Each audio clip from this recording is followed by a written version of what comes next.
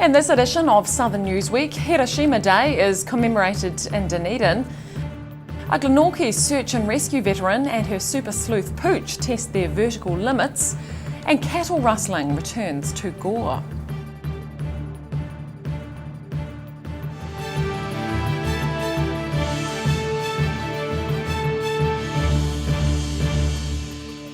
Kia ora, I'm Holly Buchanan. It's been 73 years since an atomic bomb was dropped on the Japanese town of Hiroshima, killing more than 100,000 people. Some who survived the initial blast died of severe burns in the days after the bomb or radiation-related illnesses in the decades following. In Dunedin, the anniversary was marked at the city's Peace Pole. The 73rd anniversary of the atomic bomb being dropped on the Japanese city of Hiroshima has been marked in Dunedin. This year's commemoration made more poignant with 30 high school students from Hiroshima's Yasuda Girls High School singing at the Dunedin Peace Pole.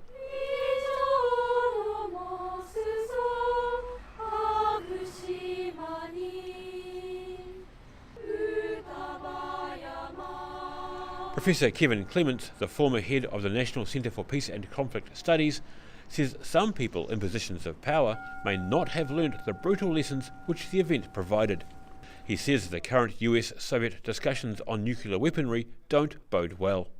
And I think it's really important that we kind of begin thinking about how we can do something really dramatic on these things. So they don't. And the notion that Trump and Putin are about to embark on another whole round of nuclear modernization is just a nightmare. Clements says unfortunately a desire to develop arguably better weapons, or at least more efficient ways of killing people, continues today. All weapons of mass destruction, and we're developing more and more diabolical weapons, are equally kind of problematic.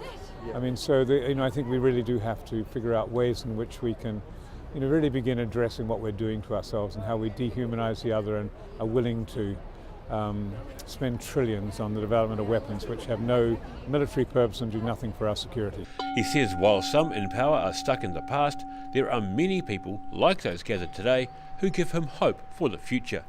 I think it's getting through. I think there's a renewed effort right now with the Prohibition Treaty against nuclear weapons for us to think much more seriously about how we can get rid of a whole class of weapons as we did with landmines. Clements says the visiting choir are a fabulous and sobering addition to today's proceedings. They're about to return to Hiroshima after a few months in the city as part of a sister school relationship. They've been on they're part of a sister school with Tiger Girls High School, and they've been with us for the last 3 months, and this is their last week with us. In fact, they leave on Wednesday. Many of those gathered today laid wreaths or tokens to commemorate the anniversary on the Otago Museum lawn. In Dunedin, the South Today. A Glenorchy search and rescue veteran and her super sleuth Pooch headed into the mountains recently to prepare for a big assessment. Vladka Kennett and her dog Zara are preparing to take part in a national avalanche assessment, which is set to test the canine to its limit. Taking advantage of a free trip up the mountain, young Labrador Zara and owner Vladka Kennett are making good use of fresh snow in the Humboldt mountain range near Glenorchy. They are getting ready for the National Avalanche Assessment Camp in Wanaka, which means Zara will be able to join the ranks of official avalanche search dogs. So we are going to do a little bit of flight practicing with Zara, who is a trainee avalanche dog, and she needs to get used to the helicopter. As you see, she can hear it already, and she's like, oh my god, what's going on? So yeah, just a little touch and go up in the snow pretty much. The flying time was donated by Hallie Glenorchy, which Kennett says is invaluable. She moved to New Zealand from the Czech Republic 15 years ago and became involved in search and rescue training due to her background in dog training. When I came to New Zealand, it was pretty much the only way how to get out there in the outdoors with a dog and do something. So yeah, I got involved in a Bakatipu search and rescue group. She says when searching in snow, it's well known that dogs have incredible abilities to find people, just by using the tool they naturally have for hunting, their noses. They have amazing abilities to search, of course, so it's just using the tool they naturally have and almost modifying their instinct for hunting. That's what we do. Instead of hunting, they're searching. Yeah. By the time the assessment comes around later this month, Kennett believes Zara will be able to search an area of 3,000 square metres. In Queenstown for the South Today. A new cricket pavilion under construction at Oamaru's Centennial Park should be ready in time for summer. And after 5 years in the planning, the new building will provide a much-needed home for cricket in North Otago. Looking like it's still some way off completion, the new cricket pavilion at Oamaru's Centennial Park is set to be ready in time for this summer's season. The $345,000 project sees the North Otago Cricket Association moving from their traditional ground due to conflicts with other popular sporting codes. It's come about basically with the strain that there's been on individual facilities between winter and summer codes, and with the rugby, particularly the Heartland Rugby, going a longer distance now to the end of October. It's meant that our cricket preparation couldn't happen for our wicket blocks, so we had to do something. So we agreed to move approximately 5 years ago onto what was considered to be the backfield at Centennial Park. The club are looking forward to having a base to work from as well as somewhere to store equipment. At least they have an office rather than working from their bedrooms or working from kitchens around the town, depending where they're living. So we do have a place of home. It means that our memorabilia that we have can be put on the walls, and hopefully we'll get some honours boards and that type of thing set up as well. And even, for example, next year when we've got the South Island Primary School tournament, 7th to 11th of January, it gives us a home and a place to work from. The upcoming season includes a 3-day match between Otago and Canterbury A teams, plus a possible return of the Sparks. In Oamaru, for the South Today. Cattle rustling is becoming a headache for southern farmers who want to see an end to stock thefts. A West Otago farmer is speaking out after he recently discovered the theft of 65 dairy cows from his property. At risk of being whisked away by cattle rustlers in the night, many dairy cows around Otago and Southland are vulnerable to thieves who are at times stealing a truckload in one go. Ivan Ralston of Kelso has just lost 130 grand's worth of in-calf dairy cows and says it's a frustrating problem. It's one thing in farming that we sort of take for granted, and it's these sort of things that really get you back up a bit on it. He says only 2 things could have happened to the missing cows. I think they've either gone to somebody's herd, not too far, within probably a couple of hours walk. Either that, or they've gone to somebody's place and then been trucked out of the district. And Ralston is appealing for people to keep an eye out for unusual activity in rural areas. Well, just herds walking along the roads and that, just checking to see whose they are and things like that, because it could have actually happened in broad daylight and we're not didn't realise that it was somebody was actually stealing your cows. Tapanui police say due to modern stock recording techniques, anybody attempting to sell the cows will face considerable challenges. And they're asking anyone who's seen or knows of something out of the ordinary to get in touch. In Gore, for the South Today. A new multi-million-dollar adventure tourism attraction that catapults punters across a ravine has launched near Queenstown. The Nevis catapult sees thrill seekers being propelled at 100 kilometres per hour in just 1.5 seconds across the Nevis Valley. Good luck, Henry. Luck. We're not using luck. 3, Bye. 2, 1. Whoa! Undergoing a force of 3 Gs and a speed of around 100 kilometres per hour, AJ Hackett Bungee co-founder Henry Van Ash is catapulted across the Nevis Valley. The new multi-million-dollar venture, partially funded with a $500,000 government grant, comes after 3 decades of development and planning. Ash says the experience will be a new type of thrill. Well, there's a lot of anticipation because you're there, you're all trussed up, ready to go. And then you don't really know quite when it's going to happen. So when it does happen, it's just like a big surprise, and then you just get a massive rush as you go flying out. And then once you sort of stabilise a bit, then you come bouncing back again. So you get another sort of little weightless phase as well. And then by then you're sort of starting to work out what's going on. Local MP Hamish Walker was amongst the first to try it out, admitting to first-time jitters. Yeah, I don't know what to say. My mouth's gone dry. The shakes have started to kick, and I just saw Henry jump off then, or get forced off, and I shouldn't have watched that. So yeah, I just want to get this over with, to be honest. The cost of a ride on the attraction will be over $200 per person. In Queenstown, for the South Today. After the break on Southern Newsweek, Cat Rescue Dunedin are dismayed by recent vandalism, and we look skyward to see the link between an Oxford school and Mars.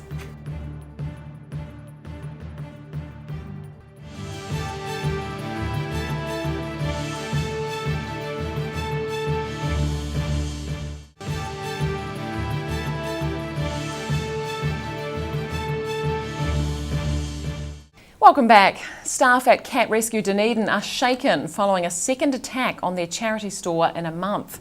4 weeks ago, the store's door was forced open and morning staff arrived this week to find one of their large front windows broken. Cleaning up again.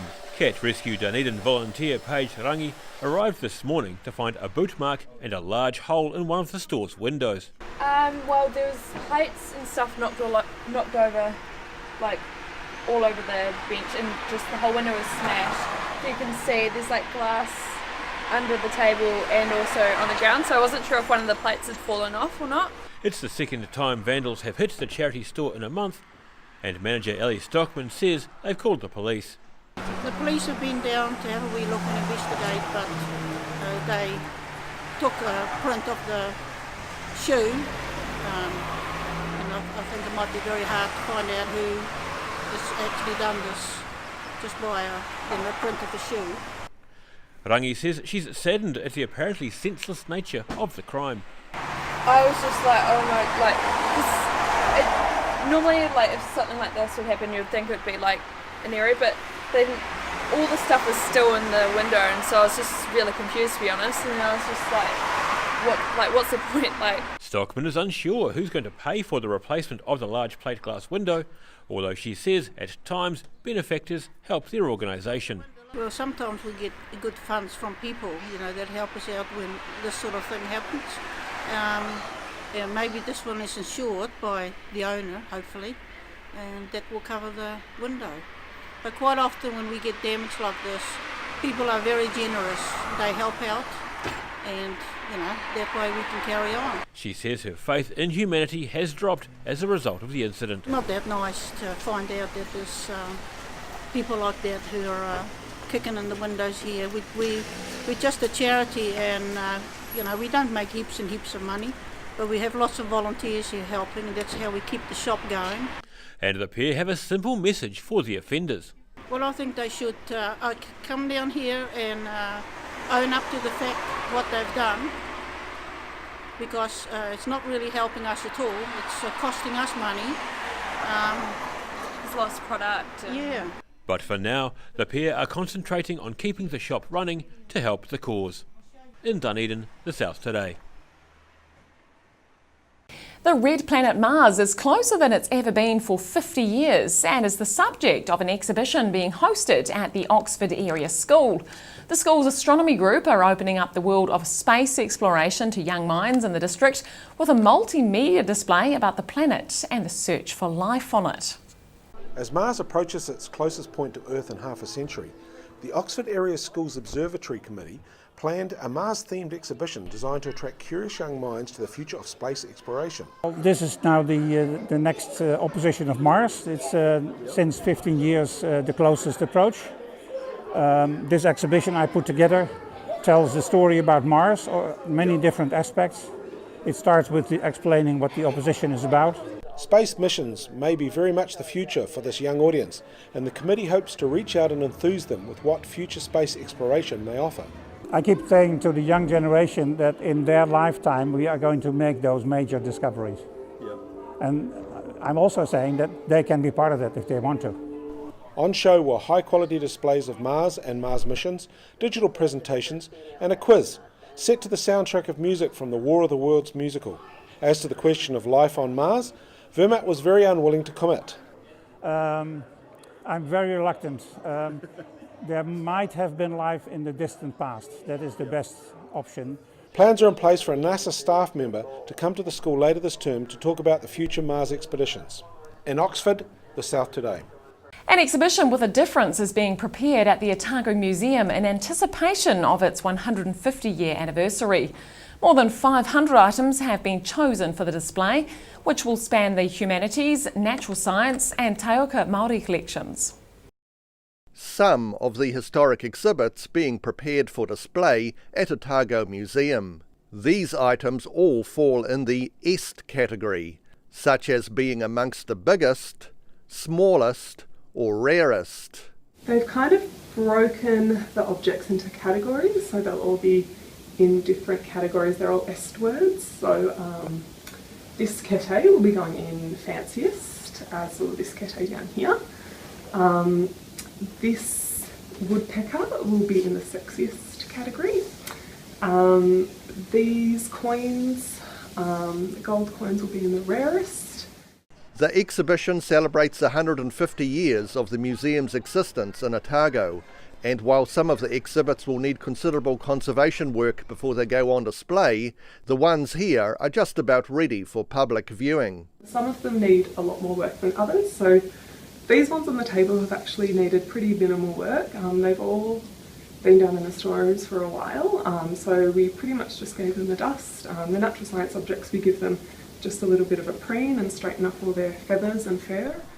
The display, entitled Established 1868 or Est 68, will run from the end of August until early next year. In Dunedin for the South Today. A leopard seal has returned to Oamaru Harbour for the second time in just over a week. Researchers say the seal's return will help give them data to understand this rare visitor to New Zealand's shores. With a sign warning people to give him his space, a leopard seal takes a well-earned snooze at Oamaru's Normanby Wharf.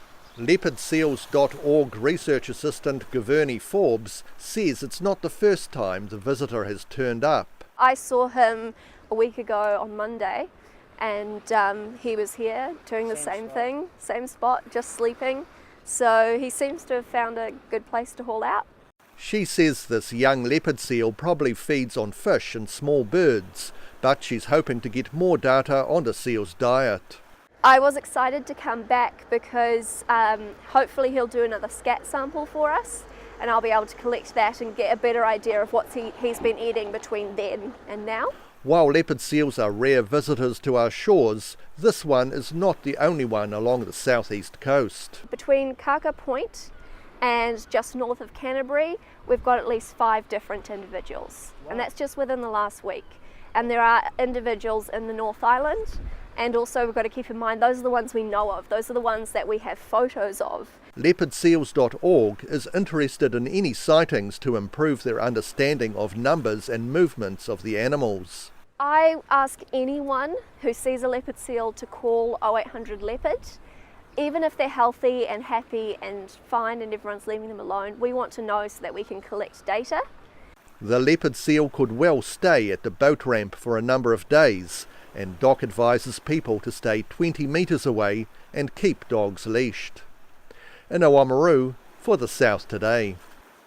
After the break on Southern Newsweek, we chat with a rising star of Southern basketball following his team's competition win. And we check out kids having a go at sport in Dunedin.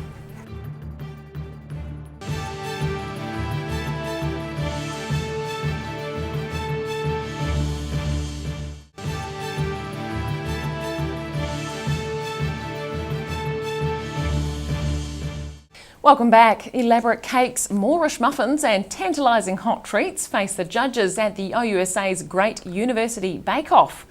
Judges had their work cut out with a high standard of entry as 30 budding chefs excited their taste buds with a succulent bevy of small goods, cakes and savouries. Fancy a whale of a cake? Or maybe even a self-portrait in icing? What about a lime green cupcake? Or one adorned with those cute drinks umbrellas? This is exactly what the judges were greeted with at the annual Great University Bake Off competition. As their taste buds were flooded with luxurious treats and exotic gastry sensations, Otago University Students Association recreational team member Lawrence Potter says it wasn't a cakewalk for the judges. As you can see, we've had over 30 odd entries in the 3 categories we have on today: small goods, cakes and savouries, and the judges are getting their work cut out down the end here at the moment. Texture, moistness or dryness, and ultimately taste determine the winners, although marks were given for presentation. So voting slips are here, and then purely on a visual basis this one is, so no tasting please, no fingers. Otago University catering manager Gary McNeil says the bar was set very high by entrance. It's fantastic quality overall. It's very hard to judge each category. We've had about 3 winners in each category so far, so we had to fine-tune our judging. The overall quality is outstanding. The cakes will be auctioned off and the proceeds passed on to the Sophie Elliott Foundation. In Dunedin for the South Today. One of the stars of the Southland Sharks basketball team is pleased to be calling the South home after moving down this year. Leiden Aoke made the move from Auckland to the Deep South this season, and the decision seems to be paying off. It's a long way from South Auckland to South Otago, but Southern life is nothing but net for Lyndon Owake, who's adjusting to life on court with the Southern Sharks. He says he feels blessed following the team's win at the weekend. I feel like I'm real fortunate, and because I had so much support behind me, I'm happy for everyone else as well, and especially my teammates and stuff, because we went through this together. The Southern Sharks beat the Wellington Saints, notching up Southland's 3rd NBL title since entering the league in 2010. It's all over! The Sharks take out the Cells! 2018 NBL title! Owake says the last few seconds of the match were pivotal and frustrating as he was on the bench. Well, it actually went down right to the wire, and we were up by 2, and they had a really good shooter on their team, and he ended up getting a wide open look with like 6 seconds to go or something, and it went up, and literally everyone started holding their breath, wondering if it was going to go, and it bounced out, and then the ball went flying, and everyone was like fighting for it, and then it hit. Sean Bruce caught it, one of their guys, and then he ended up putting it up, and I was watching the clock the whole time because I was just dying on the bench, and then when it missed and it bounced out, and I knew that it was going to hit 0 and they wouldn't be able to get another shot up, that's when I knew that we won it. And man, just went crazy, like the whole bench just ran on the court. It's pretty much what you see on TV. It's that exciting. However, it's not all just shooting hoops. The now Southern athlete is also a family man, which he says means juggling his time. So it would have been pretty taxing on my family, me being away, my partner looking after our son by herself when I'm not there, and yeah, even just financially. Also with work supported me a lot, and I'm very thankful for Danone's support in that. The Sharks held on for the nail-biting finish to win 98-96. In Balclutha, the South Today. The annual Sport Otago series of summer sports Have a Go Days has been extended to allow more Year 3 and 4 school pupils to be introduced to summer sports. It's aimed at allowing young children to experience a wider range of summer sports and decide if they want to take their participation further. Looking to find a summer sport they might like to participate in, 750 Year 3 and 4 children from Dunedin schools are being introduced to a diverse range of sports. Sports on offer include athletics, softball, touch rugby, cricket, futsal and tennis. Sport Otago Fundamental Skills Advisor Kerry McLennan says it's a good opportunity for sports to promote themselves. For sports to give students a trial or a taster of the sport before the upcoming season, so if they're interested in doing it, they've actually got time to register before the upcoming season. The overwhelming response from local schools has seen organisers add more days to the series. In the past we've only scheduled, well when we first started we only had 4 days, then that increased to 5 because of the demand, and this year I added an extra one to see if we could get that filled, and we did. So I guess there is a demand for them here. In this age group really don't get a lot offered to them, so normally it's everything for Year 5 and 6s, so it's really nice to be able to offer something for this age group as well. The aim is for children to find a sport they like, one that they can pick up and run with. What we also do at the end of the day is we'll do a vote with each of the kids, so they get to vote which sport they'd like to try again, which is kind of a good indication of us to see what sports they might be interested in. And if we see a big interest in a certain sport, we can maybe working with that sport to how they can promote that through that school. Sport Otago has planned further sports days to be held early next year, and these will focus on winter sports. In Dunedin, South Today. That's all for this edition of Southern News Week. Get online and check us out on Facebook or keep up with Southern News via our website, channel39.co.nz. I'm Holly Buchanan. Thanks for watching.